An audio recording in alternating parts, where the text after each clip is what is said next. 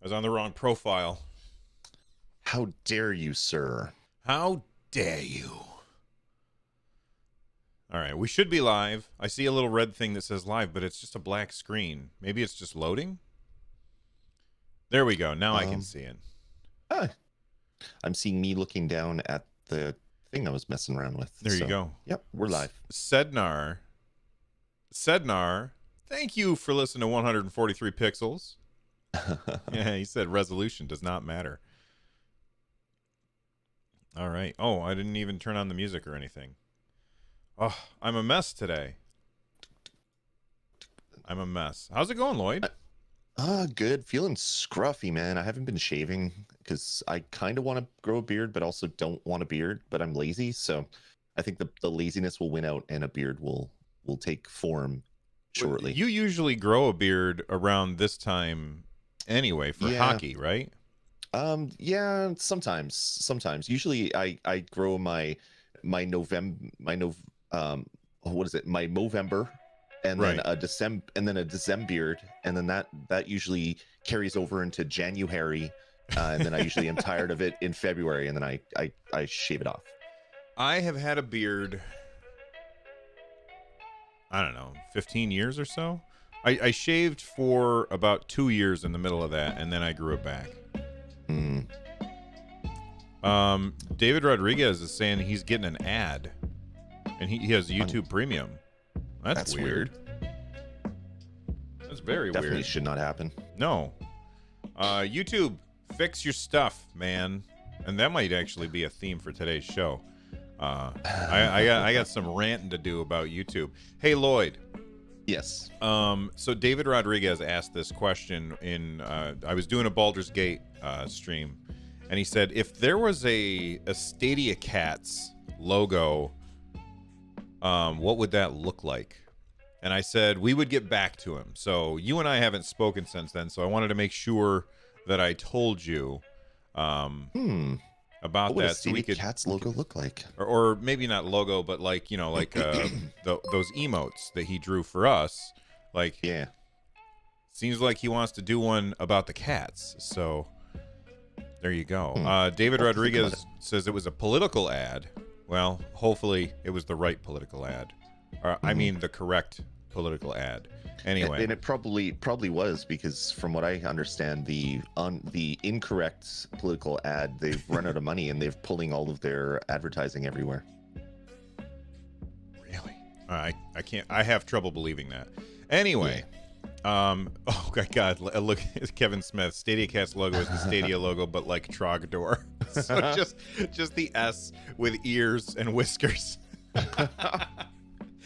I like that, actually. Trogdor the Burninator. Make sure to use a lot of consummate V's.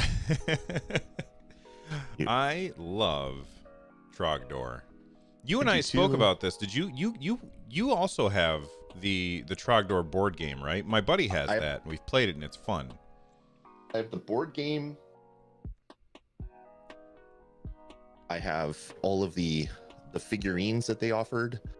All of the run Homestar Runner figurines for Christmas one year, because I used to be obsessed with Homestar Runner.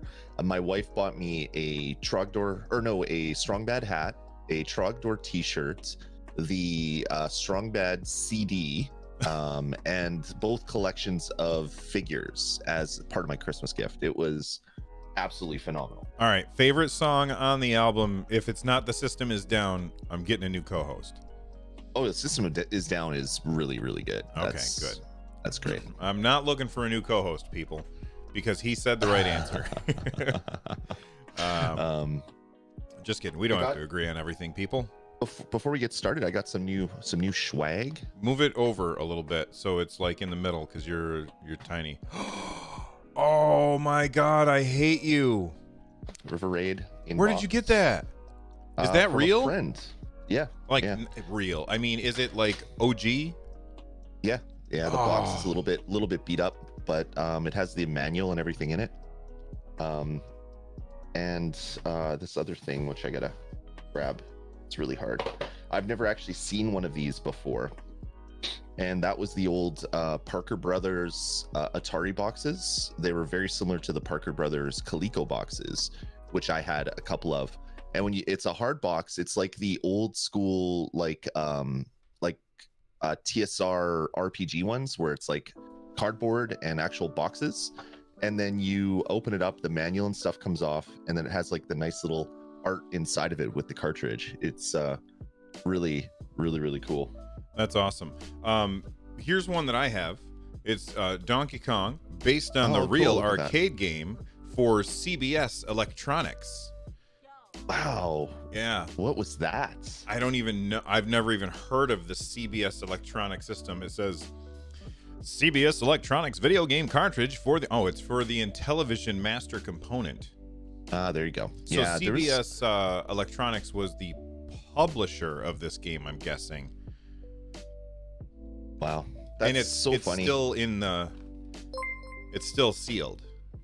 That's amazing. Yeah, it's like the old what was it? Atari 2600 in Canada initially was only sold by Sears. So it was called the Sears game system. So there was some old Canadian cartridges where the boxes would say for the Sears home computer system or something along those lines, which was just like completely bizarre because it was just basically just white labeling a piece of hardware that's out worldwide and calling it the Sears video game system. Just so like such a weird Wild West back in the day in video games. Yeah. While you were saying that stuff, we had a bunch of people saying camera fund stuff. Oh my god, and folks. Yeah, Ray Sherrod said hello Stadians with his super chat. Jem said le camera fund. I assume that's how he sounded. And Ruben said camera fund as well. So thank you guys very much for the support. We really do love you. You guys are awesome. Yeah, I agree wholeheartedly. I think that's it for cool stuff. Yeah. I also got one of my favorite Genesis games of all time, Saturday Night Slam Masters. Is that a wrestling game? It's a wrestling game. It is so good, and it was so hard to find when I was growing up, to find a place that would rent it. And then an old Alex Kidd in Miracle Worlds. Where'd you go to get all this stuff? A friend sent me a bunch of games that they were getting rid of, some old stuff from their collections that they weren't collecting anymore. So it's like, hey, you need this. Here, I'll send it. Send a bunch of stuff to you. All right, I'm gonna show off one more thing. This is really old. This is the Fairchild video cartridge for the Fairchild video game system, exclusively for use with the Fairchild Video Entertainment System, which came out in November of 1976. And I also came out November 1976. And funny fact, Fairchild's my name. So there you go. I just thought this is incredibly cool. I still don't have the hardware. I only have a few of the cartridges, but I've always wanted to pick up the hardware. That's really cool. Fairchild, I don't believe was sold in Canada. I don't believe. So I remember hearing about it, but I've never actually seen one in person. But there was a really good story about how Lawrence Haskell is the creator of the cartridge, and no one knows that. Yes. That was on what was that thing? The Netflix thing. Game Over? No, it wasn't Game Over. What was it called? It was a terribly generic title for a video game documentary that's on Netflix, and it was recent. Like I've only seen 2 episodes, but it's really, really good. Anyway, it was called the Channel F, and I've always wanted one. And every once in a while, I try and find, like, I'll go on Amazon, I'll see, are there any Channel F shirts out there? And I can never find them. But anyway, that's funny. Old video games are fun. Yeah, I love retro games, man. Me too. Oh yeah, that's what I wanted to show you. All right, welcome to the Retro Cast. Lloyd and I are going to talk about all the crap that's on the shelf behind us. Okay, we were talking about Raspberry Pi systems. Yeah. You told me about this. It's not in the shot, in the middle. There you go. Can you see the There label? You go. So that is a Raspberry Pi in a NES cart. Yeah, you can see the USB power and HDMI That's awesome, dude. coming off of it. So yeah, I got the PiCart Zero label printed and put on, and then yeah, it has 3 USB, the micro for the power, and HDMI. That's really cool. And it works. It plays. It has a what is it? It's a Pi, the small little tiny Pi, like Pi Zero in it. So it can play all the way up to like N64 is the cutoff. So anything before N64 works perfectly on it, and some arcade stuff works great on it. And it's pretty cool. You can just take this to a friend's house and then plug in power and an HDMI, and they're like, "What the hell?" Yeah, yeah. And that's for those of you who don't know. That's what I have behind me right here. Not in an NES cart, but in like in a traditional Raspberry Pi case. That's what's playing on the screen behind me. Mm-hmm. Anyway, this is not the Retrocast. This is the Stadia Cast. So we probably should talk about Stadia stuff at some point, don't you think? If we have to. I guess. Yeah, let's do it, man. Let's jump right into it. That was a fun pre-show. It absolutely is, and I'm going to go ahead and click the stream marker. I'm going to shut off the music and minimize that, and I'm going to hit record, and then we can get started, my friend. Here we go. Where's the button here? Hey everybody, welcome back to Stadia Cast. I'm Bill. That's Lloyd. What's going on, Lloyd? Not much, man. It's nice to talk to you again, Bill. Nice to see all the friendly faces in the chat room. Good Sunday morning, everybody. That's right. Before we do get started on the show, this is the place where you want to come for all of the Stadia news. But before we give you all of the Stadia news, just so you're aware, we do record this show live every single Sunday morning, 10 a.m. over on our 10 a.m. U.S. Eastern, over on our YouTube channel, youtube.com/StadiaCast. If you are here with us live and you want to support the show and make sure that we see your message, usually there's a couple of hundred people in here and chat goes by pretty quick and we might miss it. So if you want to make sure that we respond to you, use that super chat feature that supports the show, and we respond to each and every super chat by the end of the show. And other ways to support the show is by clicking on the join button right down below our YouTube channel as well. And there's a whole bunch of ways that benefits you, and it definitely benefits us as well. Let's get started with the show, though. We start every single episode with what have we been playing. Lloyd, what have you been playing, my friend? I've been playing a weird sampling of a bunch of different games.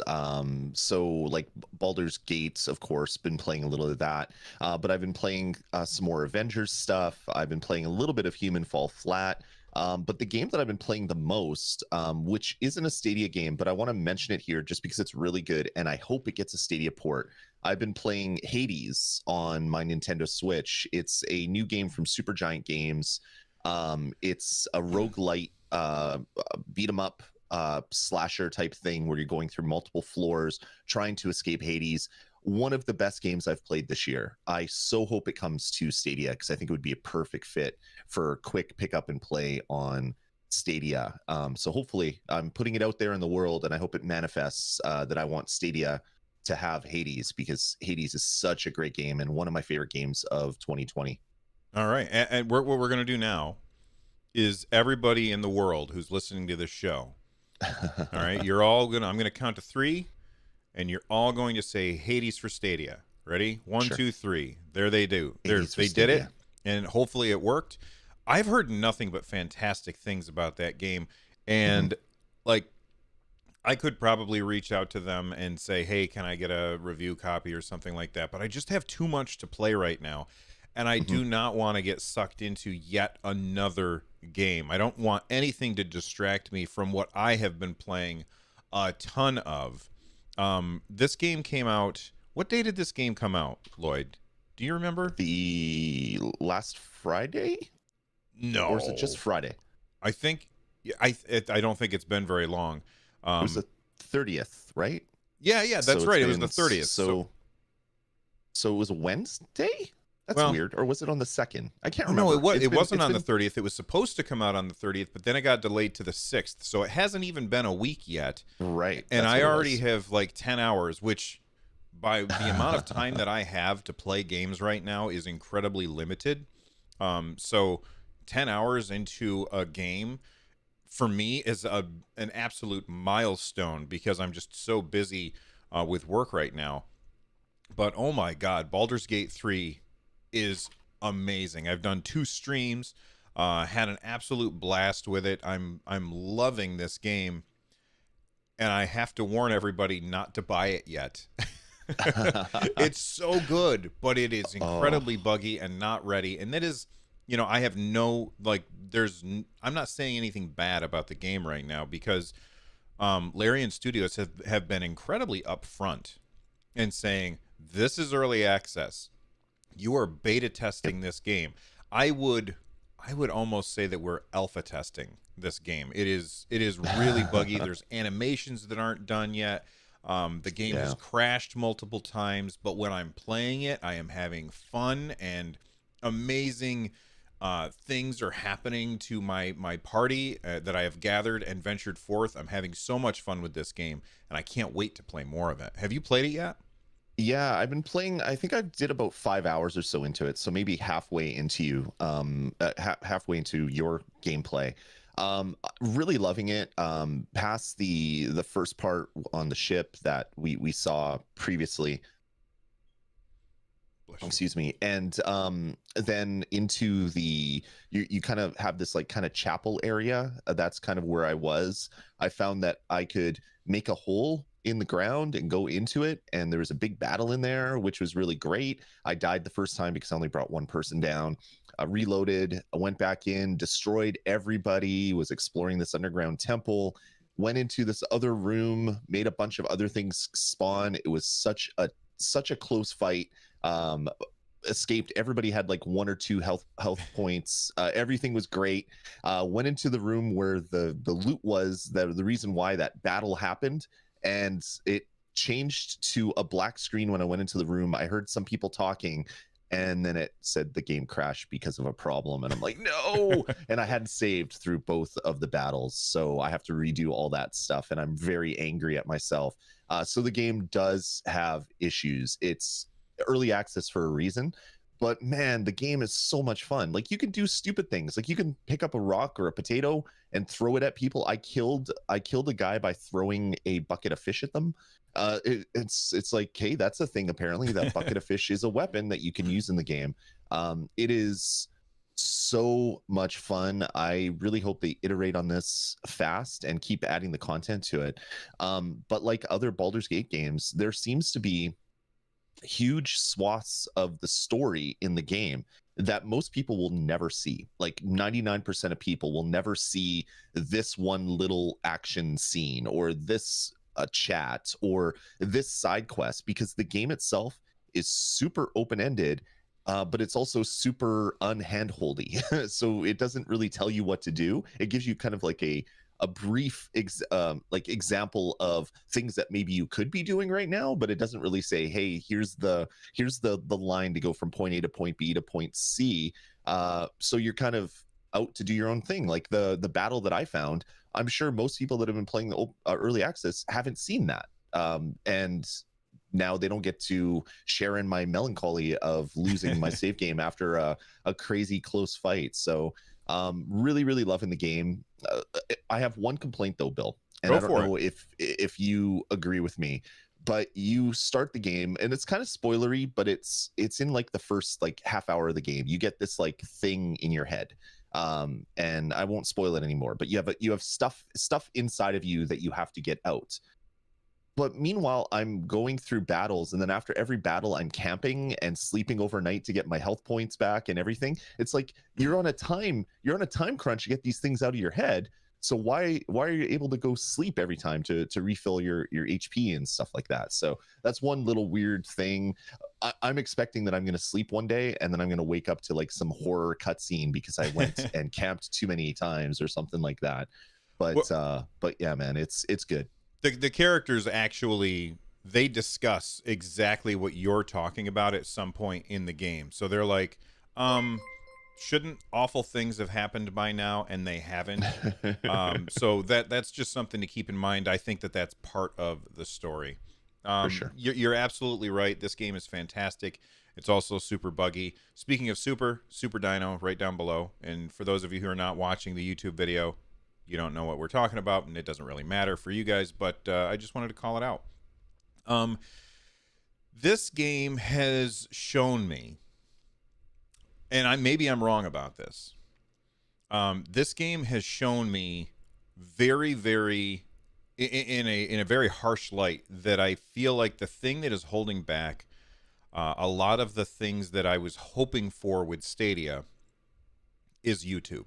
I think that YouTube is really the limiting factor, and maybe I'm wrong about this, but I feel like YouTube is the limiting factor here because I've done crowd play or crowd choice. I've done crowd choice, and it's worked really, really well. Right, my character walks up, they're in a conversation. I click on a button, chat spams the choices that they want, and the percentages fill up on my screen, and then I pick the one that chat picked. And it's awesome. Like yesterday I was doing a stream and chat decided to be bloodthirsty crazy people and said attack. And so I attacked, and then I got my tail kicked big time. Right. Suddenly a thing turned into a spider and things were teleporting everywhere, and I just got absolutely destroyed by this NPC. And I said, you see what you get, people? This is what you get. Don't pick attack when you don't have to attack. I'm only level 2. But then I watched a Twitch stream of Baldur's Gate, and on Twitch, instead of spamming chat, there's a thing that pops up in the middle of the screen that has a UI that's similar to the UI of the game. And instead of chat spamming chat, they just click on the choice that they want. There's two reasons why that's better. Number one, that's better because spamming chat is annoying.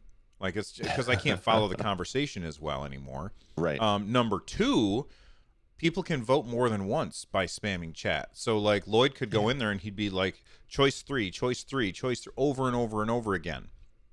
Yeah. When you just click on a button and then that goes away afterwards, that's no longer an issue. In addition to that, on Twitch, they also have like a UI where, have you looked at this yet, Lloyd? Yeah, the whole extension thing that they have going on Twitch, I've seen it in other games. Like they had it for Borderlands, where you could look at everybody's skill trees. You could look at chests before they're opened, and open chests while you're in chat, so you could get loot by watching someone get loot. The extensions are amazing on Twitch, and the extension for Baldur's Gate is fantastic. YouTube needs to get on top of something like that, because that's what people want to do when they watch a stream. They want to interact with the streamer, and doing it with like just hitting one a bunch of times, that's not interacting with the streamer. And it makes it so if people are watching back the VOD, all like the chat is it might as well not even be there, because all you're seeing is 1 2 3 1 2 3 1 2 3. Mm-hmm. Twitch is definitely the better way to do it, and I really hope YouTube is on top of it. But like you said, I'm sure that is the reason why all of these features have been delayed. It's not a Stadia issue. It's not supported on YouTube issue, because YouTube's used by a billion people on the planet. They don't want to put something in that's going to wreck it for everybody. So it's going to be a slow rollout to add features to YouTube. Yeah, and I don't know. It's very irritating to me that because when you're looking at a Baldur's Gate 3 stream on Twitch, there's like fantastic. you can see the characters that are in the person's party, and then you can click on those as a viewer. You can click on their party, and it brings up their inventory and their stats and the spells that they have and their skills, and that is so damn cool. And all of that stuff needs to be on YouTube, and there's no good reason why it's not. So it just, like, this is something that has become painfully obvious to me, that the limiting factor with the integration between Stadia and YouTube, for me, it seems like it has got to be YouTube that is slowing everything down, and not Stadia. So 100%. we'll see what happens. All right, so that's what we've been playing. And go ahead. One other Yeah. thing, like YouTube had YouTube gaming for a while, and they were really trying to change up the YouTube interface for people that want to watch game streams. Mm-hmm. And that lasted like 7 minutes before they decided to close that down and move everything back into regular YouTube. I really think if Google wants to seriously have a game streaming service, they need to revisit what they did with YouTube gaming. Maybe call it Stadia gaming, call it something else if you need to.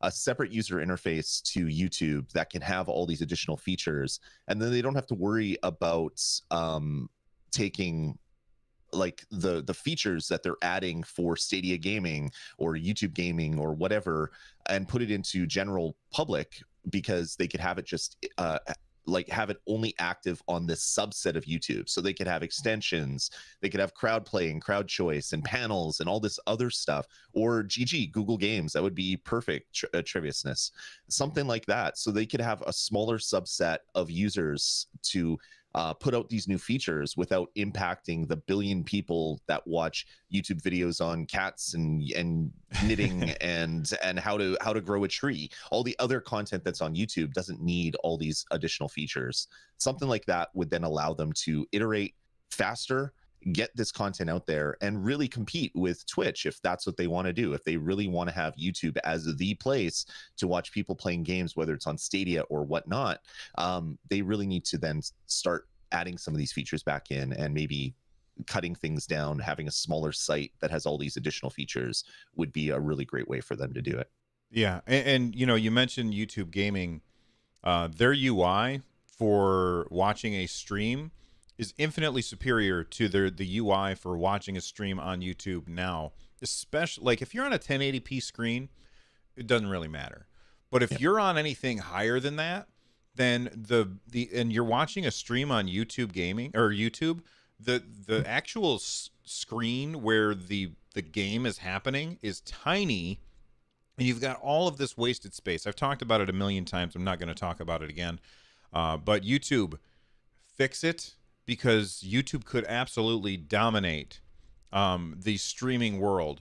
The only thing that's holding them back, in my opinion, is UI and features. And those are so easy to just straight up steal from Twitch. Yep. Just look at what Twitch is doing and copy it, because it's really, really awesome. Like just the other day, I was streaming on Twitch, and I realized, oh my gosh, they have a reply button. Like you can hover over something that another person said in chat, and you can click on the reply button, and then it helps people follow this live conversation better. Anyway, let's move on and talk about Stadia. You said that you wanted to start off with something that I had forgotten to add to the show notes, and now I don't even remember what it was. What was it? It was the Stadium app. Oh, yeah. On Go ahead. iOS. So we talked about this last week or the week before. I can't even remember when it first came out. It is a really fantastic way to play Stadia on your iOS devices, but it had some limitations when it just launched. You could only use Bluetooth controllers with it. It would be Xbox or PlayStation 4 controllers. But since that time, there's been some work done behind the scenes. I think it's on Stadia's side, not on the app's side, because now when you load it up, you can properly wirelessly connect a controller to your iOS device, and it has the proper resolution. It has the proper aspect ratio now, where before it had some weird like if you had your phone like portrait, it was so bizarre, and if you turned it landscape, it was still super bizarre. You'd think that it would rejigger itself for the screen size. That wasn't happening, but that is happening now. So kudos to the Stadia team for doing that and getting it working. I'm having issues with the wireless controller support. I know Bill says it works. For me, I started up a game of Bomberman. I was able to pair my controller. I selected my controller. Everything was fine. And as soon as I started the game, it said hit any button. And I hit all the buttons and none of them were working. So I think there's still maybe some issues that maybe I just don't know how to fix them.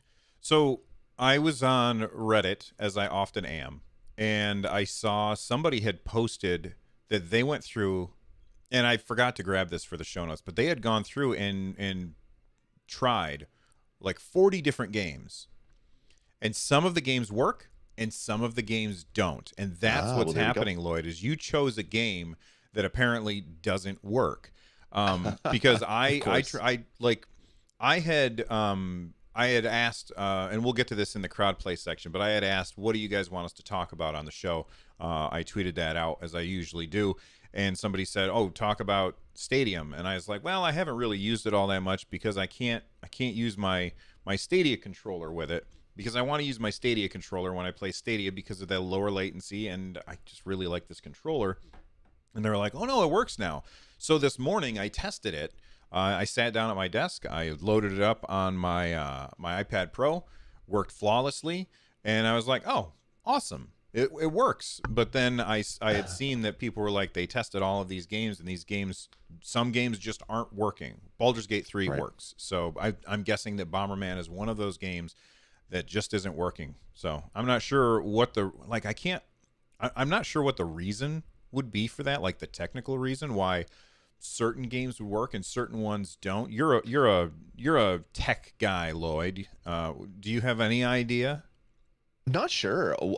You would think that one controller input would be seen the same as another controller input to the to the app that's running, but there must be something that is getting in the way there.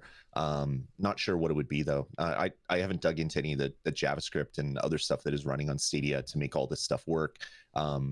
Personally, so I'm not sure what it would be looking for. But yeah, there's something. It's not capturing something that it should be capturing, and then the game just doesn't think it has a controller hooked up. Right, but this is your controller. Your Stadia controller is Mhm. connected to Yep, the cloud. that's right. So like Yeah, this is another thing where like maybe we just don't understand how this thing works because, you would assume that it wouldn't matter what screen you're on, you but would think so. Stadia makes us repair it to a different screen when we go to So a different screen. Do you think that has something to do with it? so what happens there is there's some code that is running in the browser or the computer that is using Stadia, whether it's a PC, whether it's a Chromecast, whether it's anything. There's some code that is running there that constantly is checking with the servers to say, hey, am I connected? Yep. Okay. Is there a controller connected? Yep. Okay. Nothing. Has anybody hit the Stadia button? Nope. Okay. Let's just keep going through it. So there's a layer there that is communicating with the Stadia servers to figure out what's happening with controller input. So there must be something that's happening in that layer that isn't connecting it to the instance of the game stream that is running on the device. Luna, for example, does it differently. What it seems to me is that if you have Luna and you're logged in with your account, any screen that is currently logged into your account will be showing whatever game is streaming because it doesn't have any way to tie a particular instance of a game running to that screen, where Google is doing that, which is a more elegant way to do transfer from one screen to the other. But then it also has all sorts of tech issues where if that communication isn't happening for whatever reason, it can't run in the browser, whatever is happening, it's breaking that thing. The good thing is a third-party developer was able to get this working no problem. Yeah. So the geniuses that work on the actual product will be able to come out with a special version of the Chrome browser. They could come out with the Chrome gaming browser, which supports Stadia, and that would be they just have to release another browser on the App Store. It gets around all the third-party app rules with no problems. They should maybe hire the guy that or the person that is doing Stadium and say, hey, come work on our team because you're obviously really smart.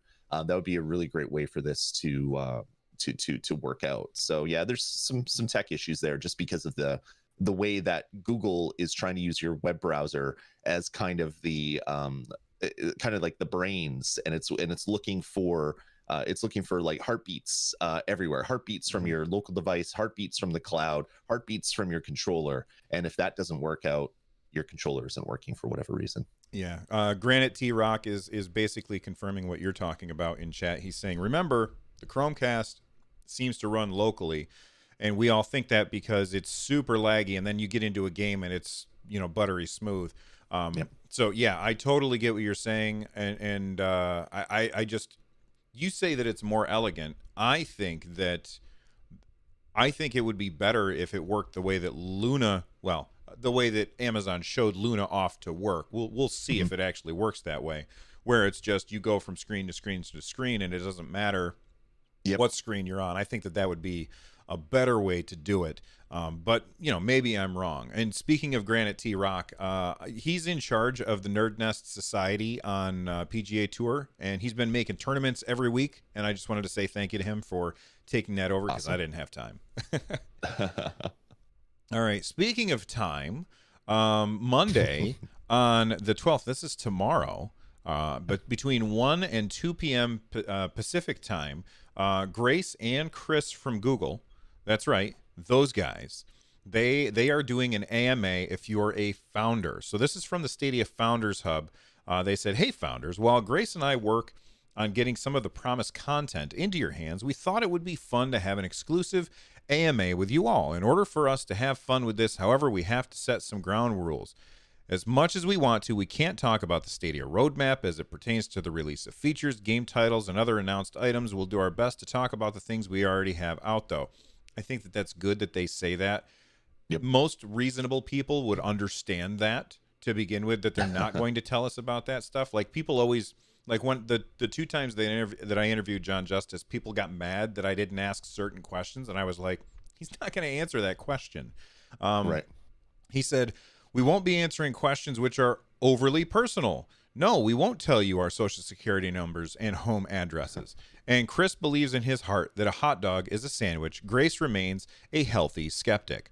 Otherwise, have at it. We may not be able to answer every question in the allotted time, but we'll try to stop back into the thread throughout the week and catch any stragglers. See you then, the Stadia community team. So, nice. Real quick, before we talk about what kind of questions that should be asked here, Lloyd, is a hot dog a sandwich? When you technically look at what a sandwich is, if a submarine sandwich can be a sandwich, well, then a hot dog can be a sandwich, because you don't have to have 2 separate pieces of bread for it to be a sandwich, right? And most subs are made without the bread being cut completely in half. It's just, it has a hinge, just like a hot dog bun. So I would have to say it is a hinged sandwich that you can eat with one hand, which is fantastic. A hinged sandwich that you can eat with one hand. And I think you just broke Jem. He says a hot dog is a sub. Anyway, so what kind of questions do you think that people should ask in this AMA? What are the questions that you want to know the most about that's not roadmap? Yeah, all the stuff that I want to know about is covered with number 1, and that's probably what most people are going to talk about. They're gonna talk about the most. They're gonna ask questions about what was the most fun game release, and what are you doing to foster community. And it's actually been interesting to see when Baldur's Gate launched. You had Grace was going in various streamers and chatting with the people in the chat room and stuff like that. So yeah, she showed up to my stream, and I saw her, but I didn't want to say anything because I didn't want people to pelt her with a whole bunch of questions. So I just kind of happily ignored that she was there. But it was awesome that she showed up. Yeah, it's really great, and hopefully they do more of that. They need to keep fostering the community, and I know we're getting into it in the next story, but they're making leaps and bounds as far as what their marketing plans are, which is really, really great to see. So yeah, it'll probably be kind of like, I don't know, just fluff sort of questions that are being asked and answered, but that doesn't matter. The whole point is they're chatting with the community, and it makes people feel less alienated. When you don't have a physical console in front of you and physical things, you need more digital stuff to happen for you to feel like you're part of the community. Well, so you just mentioned leaps and bounds, so we may as well jump right into the next thing. Let's I'm going to give a little history lesson first before we get to what we're actually talking about.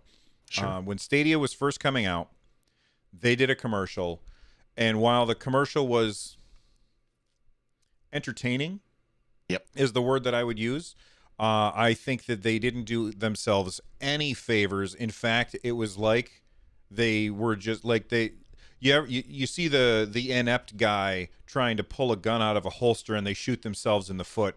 That's what it felt like watching the commercials for Stadia. They were just shooting themselves in the foot over and over and over. You know what it reminded me of? There's this YouTube video where they're playing volleyball, and this guy just keeps blocking the volleyball with his face over and Right. over and over again, and it's obviously staged and hilarious and fake, but it's really great, and that's what it felt like. Like it felt like they were leading with their face over and Mhm. over again, and it was so irritating to see. And Lloyd and I have been screaming since the beginning, stop talking about resolution, stop talking about frames per second, talk about convenience, talk about why this is such a fantastic platform, because the resolution and the frame rate I can get Mhm. other places. I can't get the convenience anywhere else. And Stadia finally are listening, and they're finally turning their marketing around. And I think it's fantastic. And they put out this new commercial, what is Stadia, or getting to know Stadia or something, and they talk about why it's so awesome. So Lloyd, what do you think about this? I love it. Like their first ads, they were very much like Old Spice Guy ads, where they're being Right. like shocking and bizarre, and they want social buzz, which is, I mean, great when you're first launching a new product. You maybe want that social buzz. It's like, have you seen that weird thing with like the floaty head, like the Afro guy with the floaty head talking to people through games? Like, is that cool? And everyone's like, yeah, that's awesome. But then they kept going with it, and they didn't really show off the good stuff, which just popped up on my screen there, which is the fact that you don't need to pay any money to use Stadia other than buying a game. They need to focus on that. The fact that you can go pick up a game, you pick up Bomberman for $10. You don't need to spend $10 a month to play it. You just need to buy the game for $10 and is yours forever. And you can play it on your computer, on your Chromecast, on whatever. They are finally getting that messaging right, which is great. And sadly, I think it took the competition to actually make this happen, because Luna came out with just an amazing ad, and I'm sure there was a lot of ad execs that saw that and said, "Oh, yikes! Okay, we maybe need to simplify these things." It probably doesn't help that creators like us have been like pleading for Google to do this forever. Like, simplify things. Talk about what makes Stadia better for some people than a console. The fact that you don't have to buy a $500 device that sits under your TV. You can play it on multiple screens. You don't need to buy hardware other than a controller. You can use the hardware that you currently own if that's how you want to play on your computer. They knocked it out of the park with this ad, and hopefully this is just the thin edge of the wedge of what their new marketing campaign is going to be, and that they're really going to get out there and start advertising. Because I mean, if you're advertising to people on YouTube about something that is taking place on YouTube, you probably don't need to do that. What they need to do is get this ad campaign out. They need to put it on TV, put it on everywhere. And they need to have it center around the demo for Phoenix Rising. When that is a thing, Mm-hmm. have the ads running on websites. Want to play Phoenix Rising? Click here. And as long as you have a YouTube or a Gmail account, you can play it. So hopefully that is what they're focusing their ad campaign to be, because I think that would be the best way to reach eyeballs and get people saying, "Hey, the service actually isn't that bad. I made fun of it for a year, but maybe I should give it some more time." So a couple of things that I want to first, I'm going to disagree with you about one thing, and that is I don't think that this ad is a response to Luna. I think that it takes too long to make something like this and get it approved by executives and stuff like that in order for this to be a response to the Luna ad. Mhm. I've never worked in that kind of place. I've never made ads or anything like that. That's just what my gut tells me. Sure. I'm guessing that they already had this plan, but it's probably in response to, you know, content creators like us, not necessarily us, even though we know that they listen to the show, but Mhm. content creators like us saying, you're saying the wrong things. This is what you need to say in order to entice people to try it out. So that's really what I think is happening there. Um, Yep. you also said that, probably putting this on YouTube isn't the best place to do it. I think that absolutely it is the best place to do it. Also But put it not on not TV. that's what I mean. Like, Oh, don't okay. just preach to the converted. You want to actually get out there and Yes. recruit new people. So YouTube's fine, but you need to actually bring this ad out to the general internet through Google Ads, through TV spots, through ads on like Hulu and other services that allow for 30-second ads. They need Hmm. to get their stuff out there in front of people. Yes, and I completely agree with that. But it's also important to do on YouTube because of click to play. Like in this video, they showed a clip of Lamar Wilson, who, if you've never watched any of his stuff, watch his stuff. He's very, very funny. Yep. Lamar Wilson was streaming or playing, I'm not sure which, Orcs Must Die 3, and then there was a click to play button, and you click it, and it it launches the game, which is super awesome. That's something that needs to happen on YouTube. If I were Stadia or Google, I don't know if it would work, but I would say, Amazon, here's a big pile of money. Can we advertise on Twitch? Because I've been watching, like my wife and I like to sit down and sometimes we'll watch music streamers on Twitch. Right. And Twitch is just inundated with ads these days. It's so frustrating, especially because I have Twitch Prime and it used to be ad free, but now it's only ad free for one channel. But you go into Twitch Prime and there's an ad like for a a McDonald's thing or an ad for whatever, and it would be funny if there were Stadia ads there. And I think that Amazon would say, "Yeah, we'll take your money because we like money." And I think that that would be awesome to see. I'm sure that we've seen Twitch ads on YouTube before, For sure. So anyway, I think that Yeah. Stadia is moving in the right direction with these ads, though. Yeah, and securing kind of like the exclusive demo for Phoenix Rising is going to be I think that's the gold mine for Google. Just have that ad everywhere. Have it so click this link to play now, and immediately boots you up into a game session of the game playing. I mean, that is going to be that's going to show people exactly what Stadia is. Like, you're on YouTube, you click a button, holy crap, I'm playing a game. I don't have to download 100 gigs to get this game on my system. I'm playing it right now on my computer with keyboard and mouse, or with a PS4 or an Xbox controller. Hey, maybe I should look into getting a Stadia controller and make all this that much more better. Or more better, that's terrible English, to make everything better. And that's going to sell people to the platform, because the main thing that you need to get into people's heads is you don't need to buy anything. If you already have a controller, you can use that. If you already have a keyboard and mouse, you can use that. If you want the best performance, you want to get a Stadia controller and a Chromecast. But you can play it many different ways. But just getting that in front of people, I think, is going to be huge. So I really hope that is the focus for their next advertising campaign. Yeah. John McLaren in our live chat said something very good here. He said, "What's ridiculous about the click to play thing is Google already displays the cards for the games in a stream if the YouTuber sets a setting. So basically, when I make a stream for Baldur's Gate 3, I say this is the game that I'm playing, and then underneath my stream it says that I'm playing this game and has like a little box that shows the box art for Baldur's Gate 3. Yep. Why is there not already a click to play button with those cards for Stadia games? That is so crazy to me.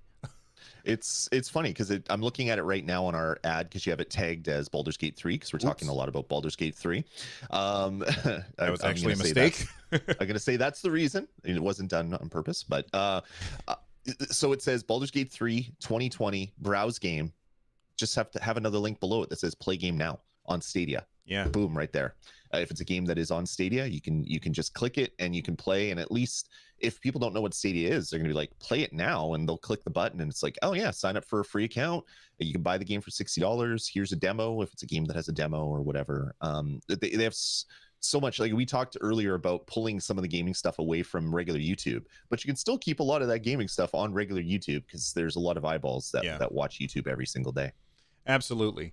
All right, let's move on. Bryant Chappell, who does the Nerf Report on YouTube, very high production quality show. He interviewed the people from High Tea Frog, which are making the game Cake Bash, which is coming soon. And this was very interesting to me and exciting as well, because we all know that one of the problems on Stadia is that it doesn't have that many people playing on Stadia yet. And why is that? Well, because it's a brand new system, and most people are playing on the systems that they already have, and Google's marketing hasn't been that great. So the audience of people who are playing games on Stadia is smaller. these are all things that can easily be fixed in the future, especially since we don't have to upgrade to the next version of Stadia whenever. So all of that stuff can be fixed. But right now, the games that are playing the best on Stadia, the multiplayer games that are playing the best on Stadia, are the games that have cross-platform play.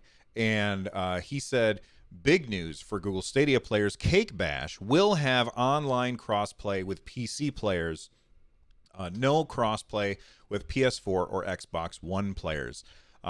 It sucks that the other consoles are being left out of this. I would hope that everybody would get all mixed in together in the proverbial cake batter that you will all eat before you end up baking it, because that's the true way that you want to eat cake is as a batter. But I think that this is awesome, and that means that Cake Bash is going to have a fundamentally better experience than it would than if we were siloed off on a separate place with away from PC players, because the games that I've been playing that have cross-play with PC have been fantastic, and I find games instantaneously, and I have way more fun that way. What do you think about this, Lloyd? Yeah, I think this is huge. Cake Bash, just at like on top of it coming and having crossplay, it also looks like a really damn fun and cute game. And I know it's a game that my daughter sees the screenshots from, and she makes like high pitched sounds. Neighborhood dogs go off. It's it's crazy. But I think this game could do really well. The issue that we have with Stadia, and I've seen a lot of arguing online about like teraflops, and if Stadia really had the number of teraflops that they have, the games would look better. And no, the issue with Stadia is that there just isn't the user base yet. So a developer that is doing cross-platform isn't going to spend 6 months making their game look and perform better on Stadia when it has 5% of their total sales, or 2% of their total sales, or 10% of their total sales. But the one way to make people feel better about their purchase on Stadia is to keep having this cross-play stuff, so that in the future there will be more sales on Stadia, hopefully, and that this won't be an issue in the future. So this is going to be huge. I've seen some other games, like there was a report that on Steam there was 1,000 people playing Marvel's Avengers on Steam on PC. So if that's the case, having crossplay isn't going to help every single game, because there just isn't the audience there. But for a game like Cake Bash that is multiplayer, having more people to be able to play with is definitely a good thing, and it will help out the game's release on Stadia greatly. By the way, you bring up, this is not in the show notes or anything. I'm just curious. You brought up Marvel's Avengers, and I know that you did a stream for Marvel's Avengers last week. How many hours do you think you have in that game so far? I can tell you, it's about 80 hours, I think. Actually, oh, you know what? Perfect segue. He can tell us, because it's a great segue. I didn't mean to do it, but playtime now shows in achievements without needing to click on the game. So all you have to do is go into your Stadia achievements, and you can tell exactly how many hours that you have in a game. That's how I knew that I have about 10 hours in Baldur's Gate 3 already. So do you know how many hours you have in Avengers? 79 hours and 17 minutes is what I've played Marvel's Avengers. I really like Marvel's Avengers. Wow. I wish it was a better game and more people were playing it. That's a lot of hours. When did that game come out? About a month ago, something like that. Okay. Yeah. All right. Well, now you can find out exactly how many hours you have. I have about 18 hours in oh my god, I can't remember the name of the game. PGA Tour 2K21, which that surprised me that I have almost 20 hours in a golf game. But I'm having, I love that game, and it's fantastic. It just occurred to me that we have yet to take a quick break, so I'm going to take a quick break, and when we come back, we've got some interesting news from our APK Super Sleuth Gem. Stick around, everybody. There we go. I'm going to save what we've got so far. File, save project. Yeah, September 4th, so just over a month is how the game has been out. Month and a week, so 5 weeks, and I've put 80 hours into it. So yeah, I've been playing a lot. How many hours is that a week with some math there? Well, what would that be? Eight? No, it's got to be more than 8. 80 divided by 5 is what? 15? No, I don't 20. know. I would 20 would normally be shout 20 at would be Google, but I 80. don't want to 20 set would off be people. 100, so it'd be less than that. So about 15 a week, I would say. Wow. Okay, that's a lot. So that would be 75 for 15. Yeah. People are doing math in chat. Listen, when you do math on stream, you always get it wrong. Always. Why? Because there's an audience. All right. And we are back. And we have seen many times Android Central. Is that who it is? It's not Android Central. It's 9 to 5 Google. 9 to 5 Google. They do these APK teardowns, and most of the time, Jem is ahead of them with what he finds. And he said he said a recent tweet, which was a few days ago. He said, in my previous APK teardown, I found the mobile network icon. It is now enabled under the play button when playing via mobile network. So that means that on Android, well, obviously only on Android, you now have the ability to play on mobile without having access to Wi-Fi. You are limited to 720p, and this is actually rolled out already at this point. But Jem found it first.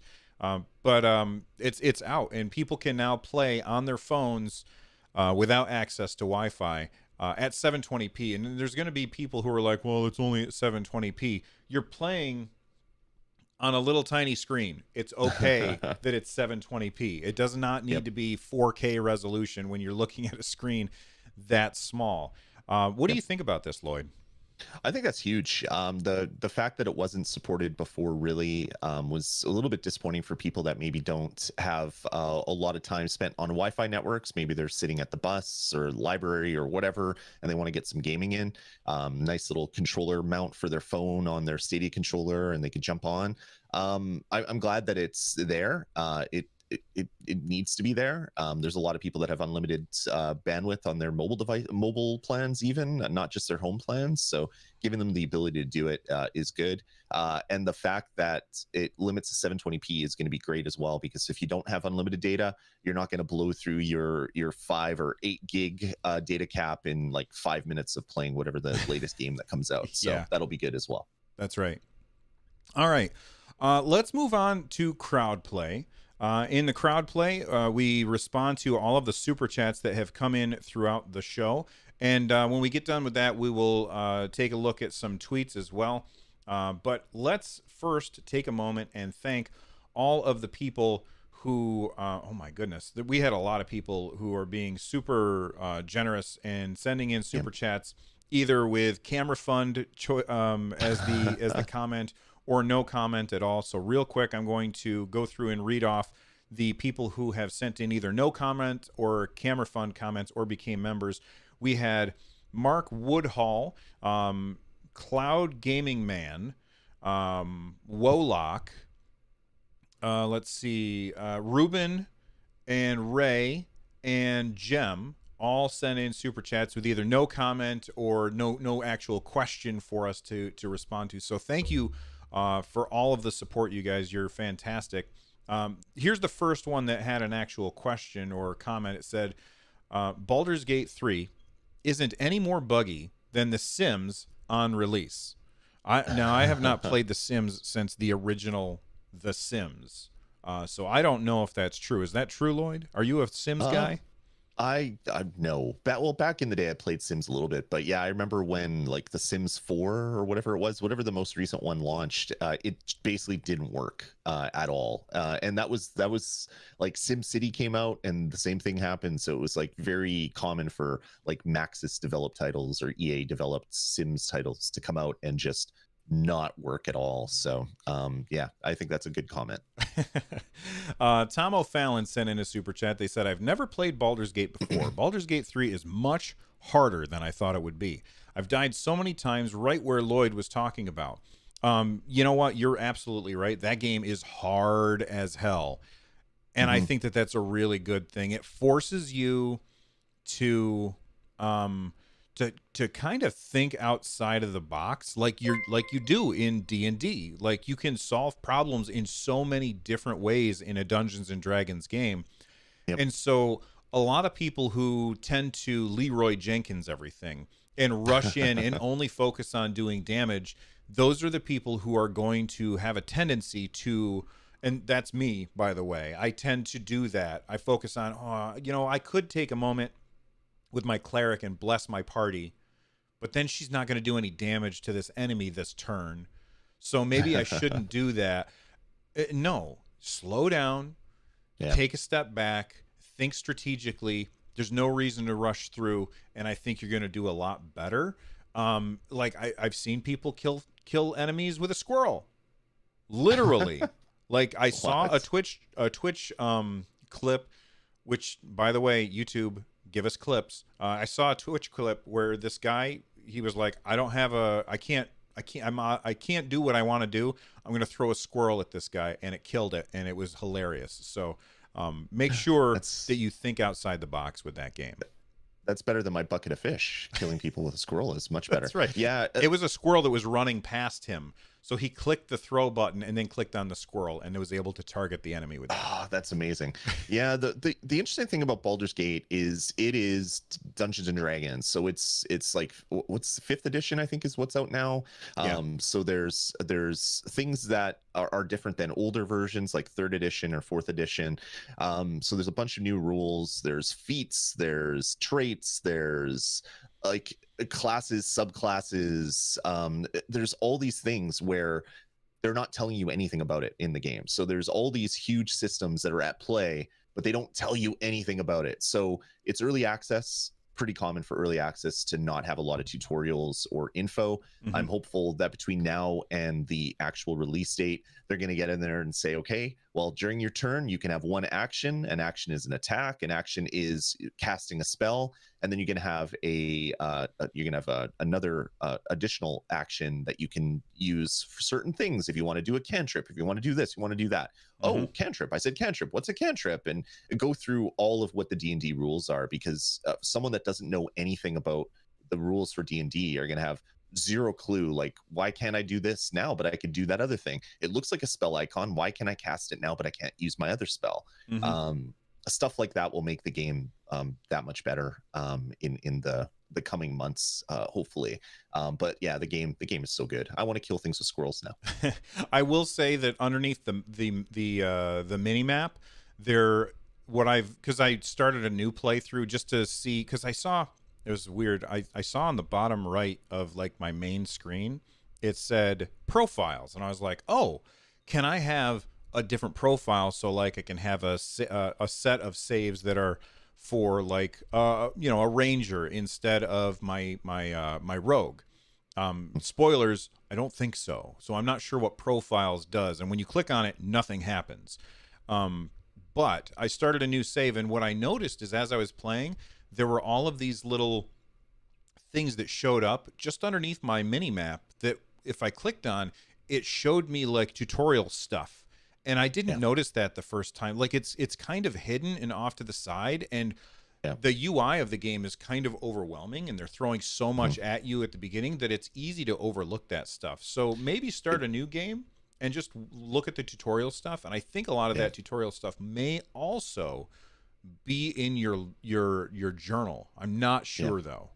I think most of it is, and it's all contextual. So the first time that you go to do something, it pops up a little thing, and you hit the little arrow beside that thing, and it will teach you about sleeping, or how to bring people back from death, how to do that. It's like all the different things that you run into the first time. It'll pop up with a little hint. It would be nice if you could just jump in and read through all that stuff, but maybe there is a way. I just haven't found it yet, because the user interface is a little bit of a bear to get through.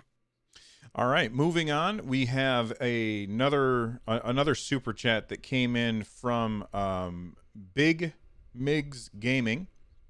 They said, first time on stream, but I've watched your videos before. Great content. Very interested in Stadia. Hopefully it works on the new Chromecast. Currently, you can side load it, but it's kind of buggy, so I wouldn't recommend it. They are saying that is going to be coming, I think, first half of next year. So you have that to look forward to. Yep. And then Ruben sent in another super chat. They said, do you expect a Stadia Connect next month for the 1-year anniversary with the platform? What would you like to see on a new Connect? All right, Lloyd, I'll let you go first on this. I do think we will get a Connect. It just would make sense. There's some burblings that there's going to be a Connect.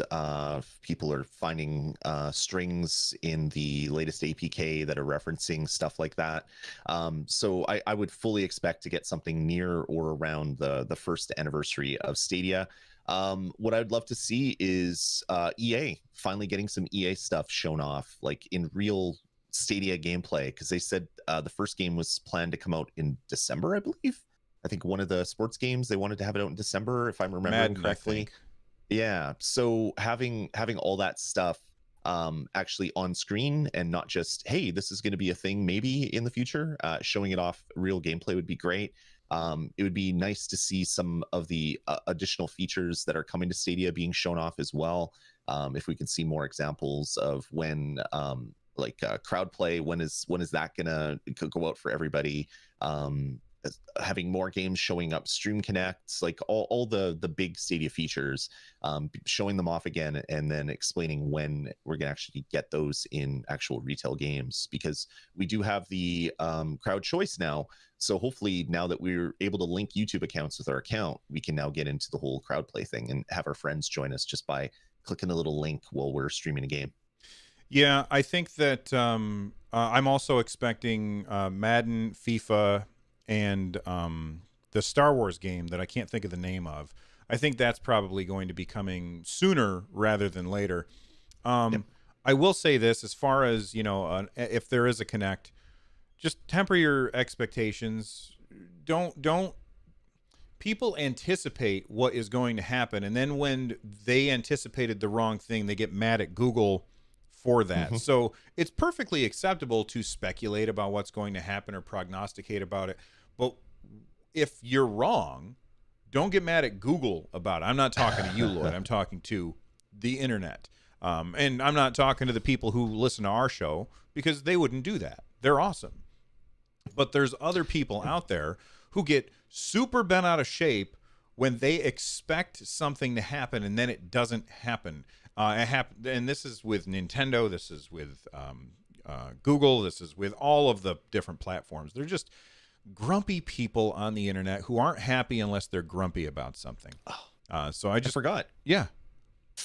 Family sharing, that needs to be shown off finally. Stadia's been here for a year almost. We need family sharing, and I'm seeing, I think Rock was in the chat room before, and he posted a screenshot, I believe, of an actual family sharing UI that he found that wasn't there before. So hopefully we're close, because we need to start sharing these games amongst our family members so they can play on other devices as part of our family group. Right, and those APK teardowns have been mentioning family sharing is coming like over and over for months. Yep. I'm not sure what's taking so long. I'm not sure if it's probably not a technological thing. It's probably business. It's probably some business deal that has to happen in order to get that to work. But yeah, family sharing is important, and I hope that it comes soon. Yesterday I tweeted out, I said, Lloyd and I are recording StadiaCast tomorrow morning. What topics do you want us to discuss? MM2K, he says, here's my question, Bill. I've been podcasting for over 3 years now. My wife thought game podcasts were all horrible until she heard yours. How? Unfair question, I know, but I'm jealous. And then you and I were talking about this before the show, and you said something about this, and I can't remember what it was. Can you remind me? I was watching one of MM2K's streams, and he's like, hey, Lloyd, can you pass on something to Bill? And I was like, yeah, of course, I'm here. Why not? And he's like, I was listening to your podcast, as I do every Sunday morning. I listen to this show and that show and whatnot. And all of a sudden, my wife heard your guys' voice, and she stopped, poked her head around the corner and said, hey, what are you listening to? And how come it doesn't suck? It's a video game show, right? So he wanted me to pass that on, that his wife enjoys our show. I guess it's our NPR voices or whatever. I don't know what it would be. Well, okay. So MM2K, here's my recommendation to you. Your wife kind of has said, you got to improve your show. Like, is that like that's the crux of what he said to you, right? Is that his wife was like, improve your show, right? It just make it so all video game podcasts don't suck. Okay, well, That's this is what paraphrasing. this is what I heard when she said that you need to improve your show. I heard MM2K, your wife is giving you approval to spend a bunch of money on fancy podcasting equipment, right? All right, Yeah, that's great. go. All right, Yeah. you have her permission. You have my permission. Go buy stuff. All right. Yep. Lloyd and I use a Heil PR40 microphone. I'm using a Sony something I can't remember, a Sony A6000. We've got our crazy Go XLR mixers. Go spend some money, man. Your wife has given you permission. And please don't send your court bills to us if this ends up getting litigated in the future. Anthony Talacat. Oh, we already talked about Stadium, so we can move on from that. Eddie Player One, who is also a Stadia content creator, by the way, he said he just did a super chat. He said, "Do you guys think all of these things we've seen on our APKs are being on hold for a big reveal moment?" I mean, it's possibly it's possible, but it also might be that they have to get YouTube on board with making UI stuff. B, they have to get publishers on board with whatever the family sharing plan is that they have with that they have planned, and they're trying to get like these publishers to say, yeah, we'll go for that, because they can't just say, oh, you bought a game on Stadia, you can also give that to everybody in your family. Like, that's not going to fly with the publishers, because the publishers want your money. So they have to get these deals signed and stuff like that. And the thing about Stadia that you have to remember is that they are doing everything. It doesn't feel like it right now, but they're doing everything in the open.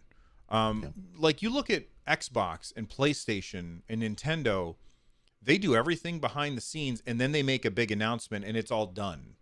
Google, like, they launched Stadia, and they're still building the airplane while it's flying through the clouds. So that's something that you have to keep in mind. So maybe it's a big reveal moment, or maybe they're just still, they've got the gnomes behind there hammering away with screwdrivers and stuff, trying to get things to work. Yeah, I mean, the way Google has done development for years, and it makes me scratch my head, because it makes people say, well, why don't I have access to this if it's in the app? Is they keep adding new features to the app, but they make it only available to certain users. So they can add a feature, they can add family share to the app, but not everyone can take advantage of it. You have to have a specific developer account or something, some user account that allows you to use it, where a lot of other companies would just have a development version of the app and put that out there for people, and then have the retail app that doesn't have all these hidden things that people can find by sleuthing through the application. And I think that's the more agile development mentality that Google has, where they're constantly quickly iterating on everything in their application to make it better. That having two separate apps just wouldn't work for that. But what that means is that we find out about features 8 months before they actually ship for everybody, and people are like, you told us about this, and it's like, well, no, Google never told us about this. People that broke apart the APK told us about this. It's not Google. This isn't the Stadia team that is telling us these things. But yeah, I think it's just a different mentality for application development. To be fair, Google has told us about a bunch of stuff that hasn't come yet. And I just want to make sure that everybody understands that we understand that. That's right. That Google, they got on stage in 2018 GDC, or was it 2019? GDC 2019, I believe. They got on stage at GDC 2019, and they said all of this stuff was coming, and some of it has come and some of it has not. And I can understand why people are irritated about some of it not coming, because some of it happens to be things that that got people on board. And so I understand why people are irritated by that, but I do think that it's going to come eventually. You just have to be patient, and if you can't be patient, then I don't know what to tell you. Go ahead. Roger in the chat room puts it perfectly. COVID-19 happened. Yeah, that's like true.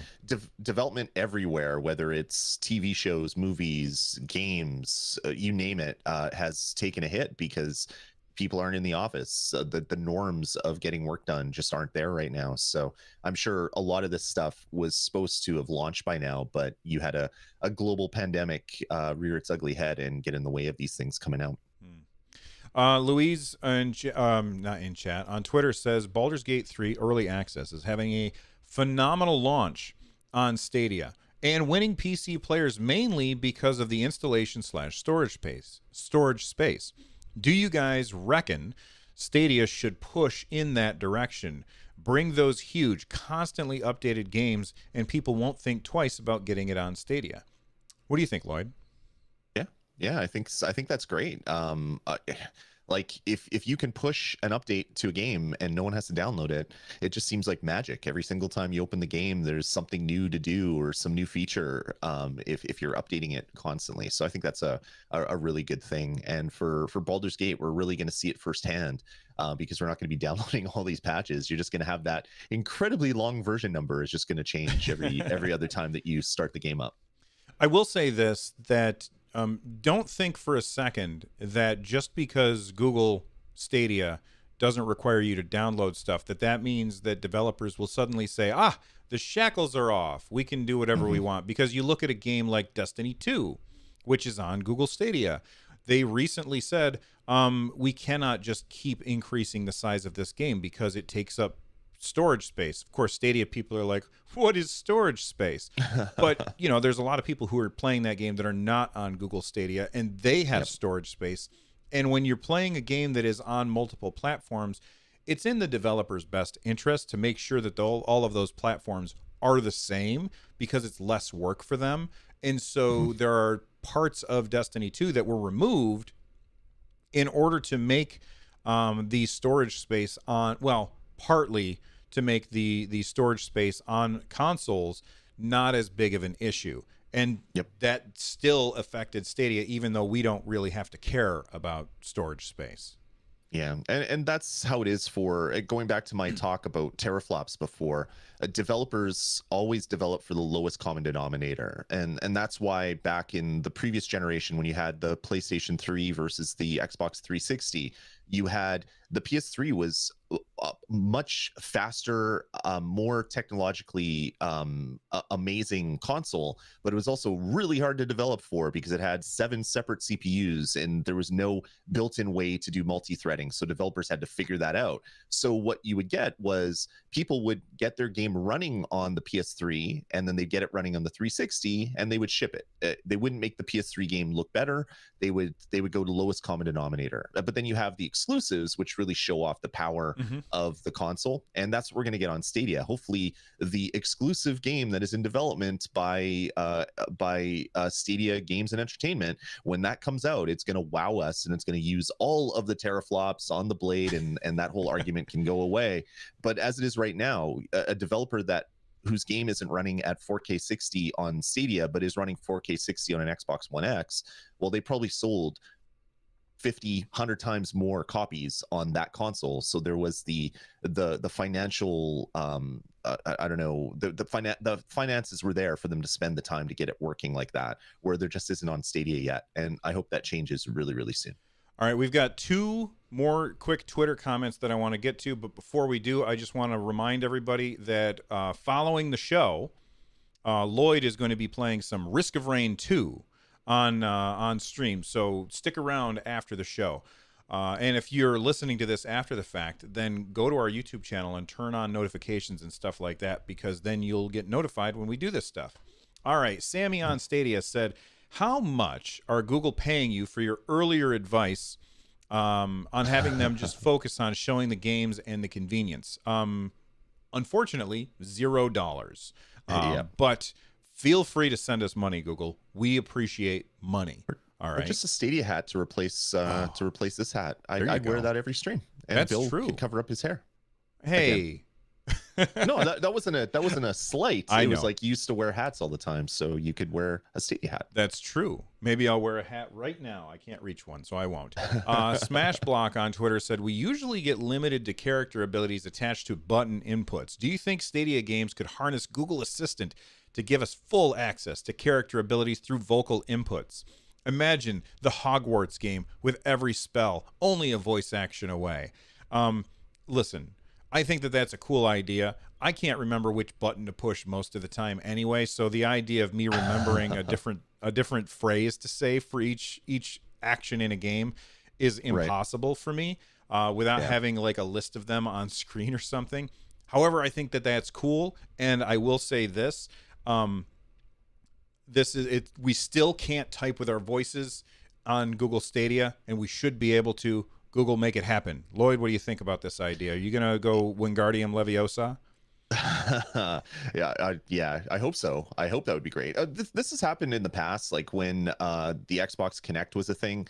There was a game, I can't remember which game it was, but well, Mass Effect, but there was a real-time strategy game or a turn-based strategy game where you could actually command all your troops with your voice. And it was cool, but it's also, who's going to be screaming at their TV other than when they lose? Like that's not something that a lot of people want to do. Adding some of that to Stadia would be great. The only problem right now is you give the code word, code word, and then your speakers get low, and it waits for the input, and it has that user interface. So they'd have to find a different way for that to be triggered and to be used. But yeah, that would be a really great way to add more buttons to a controller that has limited buttons. Plus, as somebody who heavily uses Google Home, I anticipate that you'd be playing Stadia and you'd be like, hey, keyword, cast this spell, and it would cast that spell, and then it would say, by the way, if you'd like me to tell you what you can do throughout the day, make sure to just say good morning afterwards. And you'd be like yelling, stop, because we yell stop in our house a lot. At the Google Homes in our house, we're constantly yelling at it. Shut up! Will you stop talking? Just do what we tell you and don't make a noise. Yeah, that happens to us all the time too. My daughter says good morning every morning because she wants to know what the temperature is, and I was like, but it tells you all these other things that aren't going to make any difference to you. Just say what's the current temperature. Like that's all you have to say. She's like, no, I like good morning. I'm like, all right, okay, but you stop the news when it plays every single time, so just seems like extra work to me. All right. Well, that's it for our show today. I want to thank the hundreds of people that were here for the live show. You guys are fantastic. I want to thank everybody who sent in super chats or became members, whether they had comments or not. Thank you to everybody who was watching. You guys are fantastic. And follow the show on Twitter at StadiaCast. You can follow me at Run Jump Stomp, and you can follow Lloyd at Dasme. That's DASME. If you want to join our Discords, we have a couple of different Discords. There's one over at runjumpstomp.com, and there's one over at rezd.tv. That's REZD.TV if you're Canadian, REZD.TV if you're not Canadian. And join our Discords. There's thousands of people waiting to talk to you about video games and TV shows and stuff like that. So get over there and have a conversation with awesome people. Lloyd, it's always awesome talking to you, man. Same with you, Bill. The chat room was so nice chatting with all of you. You guys and gals, you folks are just amazing people. So thanks for coming out and spending part of your Sunday with us. All right, there we go. Save and saved. Awesome. All right, everybody. Go ahead. I started interrupting. Yeah, and I stopped as well because I interrupted you. That's my bad. Thanks, everybody. I'm going to be dropping off this call. I'm going to be starting up the Risk of Rain 2 video in probably about 5 minutes. I got to go and refill my drinks and go visit the commode and get ready for the show. So we'll hopefully see you all shortly at this link. Just click it in here or click it in the description, and you can come and join that multiplayer or single player. I'm not sure what I'm going to do yet. Copy of Risk of Rain 2. Actually, Lloyd, my wife is going shopping, so I can join you as well. Okay, let's do that then. I'll get it stay all sorted live out. until Lloyd starts the stream. But Okay, he awesome. can go do his stuff, and I will hang out with you guys and answer questions, and then we'll go over to Lloyd's stream, and we'll all hang out and play games together. Awesome. We'll see you folks in a few. Later, man. All right. And there we go.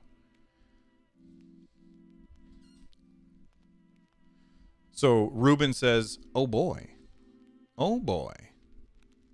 All right. Thank you guys for hanging out with us while we record the show. You guys are fantastic. I really do appreciate it. While we are waiting for Lloyd, I'm going to do a little bit of editing.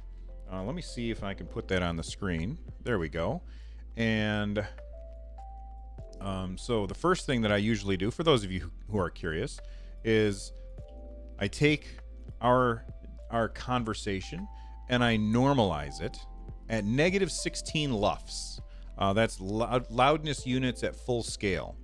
So it makes it a very even volume across the whole thing. And so right now what's happening here is I'm analyzing the, let me close this. I'm analyzing the audio to see where it is. And like, I'm a little quieter than Lloyd, and Lloyd's a little bit louder, but then I'm going to hit normalize at negative 16 LUFS. And now we are the same volume. Then what I do is, let me zoom in on this. I grab these and I move them over just a little bit. Where is the beginning? So probably we're going to grab a song. Here's a song called Neon Renegade. I drag it right over here. And actually, let me shut off the music real quick. So I'm going to grab Neon Renegade, and let's listen to it.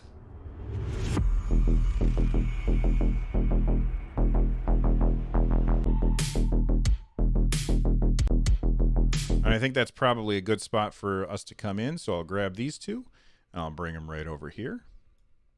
And then we talked for a whole bunch, and this is where the break was. So I just split those because it makes my life easier later on down the road. And whoops. Just cut that. Come on now.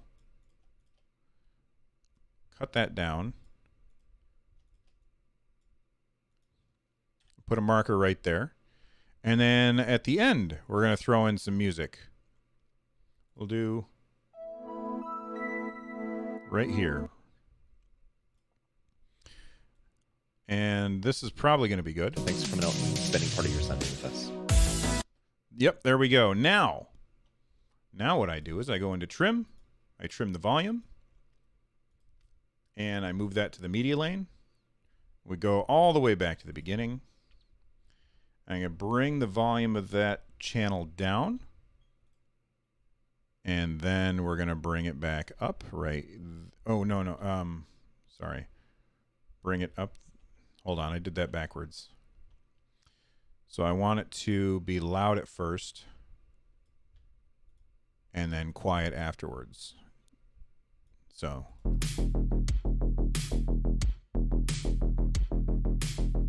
No more Zircon Studios. Hey, everybody. There we go. And I just realized, let me go into my FX and my peak limiter, set that to negative 12. Hey, everybody. Well, there we go. And then at the very end, right there and right there, bring it up. Spending part of your Sunday. And gals, you folks are just amazing people. So thanks for coming out and spending part of your Sunday with us. And that's too long at the end, so I'll just cut that off and fade it out. And we're done. We're done with the edit. Save project. Save project. There we go. Do you have your YouTube music in a different audio channel than the Chrome channel on GoXLR? So I don't use Chrome. I use Microsoft Edge. like the Chromium version of Microsoft Edge. But the music, so Lloyd is on chat, so he's in a different channel. Music is in a different channel, so everything's kind of split out. So if I'm playing music on my Go XLR, hang on a sec. Okay, if I'm playing music, yes, even when I play Stadia, I closed the music. Let me open the music back up.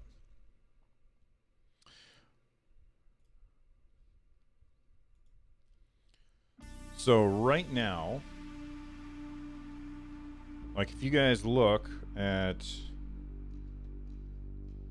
I'm playing this music right here, and this is on a different channel on my Go XLR. So if you look right here, you don't see it. If Lloyd were talking, this would go up and down. If I decided to add in another channel, then you would see the music going up and down. So it is a different channel.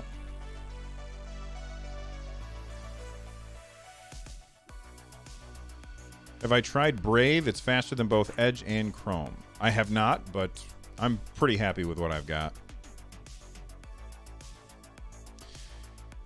Yeah, with the Go XLR, I have a separate channel for chat in and chat out, which is why I'm able to have Lloyd and I recorded completely separately, which makes it sound better. Vaxer, am I planning to do more Baldur's Gate 3 streams someday? Absolutely. I'm loving that game. That game is fantastic.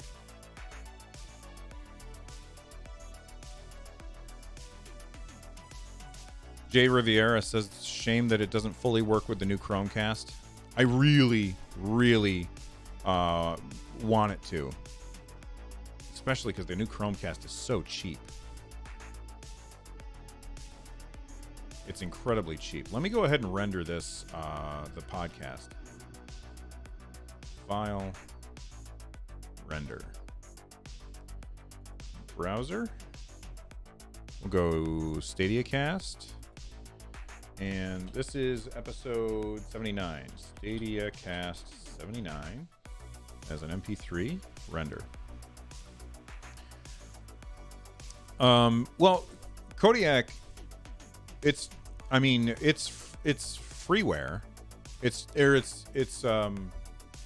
shareware. No, it's donationware, I guess is what you would call Reaper.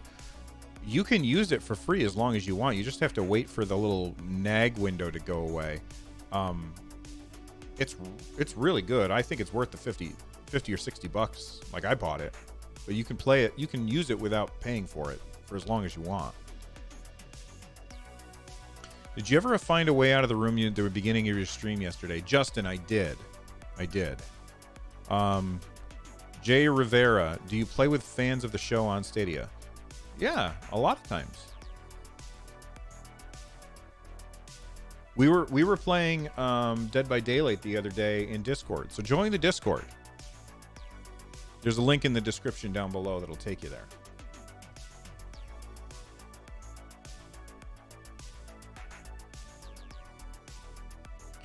Hey, Bill, can you provide the specs of your Raspberry Pi in the back, specifically what you have playing on it? It's just RetroPie is loaded with a bunch of with a bunch of games, and it's the Raspberry Pi 3. So it's not the newest one.